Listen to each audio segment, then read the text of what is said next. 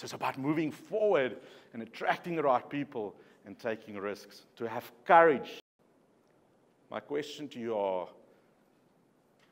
if you have beliefs and you doubt yourself about your North Star, your destiny, and your thoughts are worried about what is happening in the US and in Europe and all of this, and what is happening in our country, what is your words like?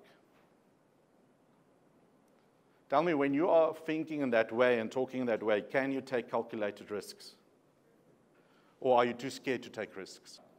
But the thing is, if you are in a positive state and you have the right team and you attract the right clients, then you can take big risks. So it's about moving forward and attracting the right people and taking risks, to have courage. Are we ready to move forward and to climb our mountains, our North Star?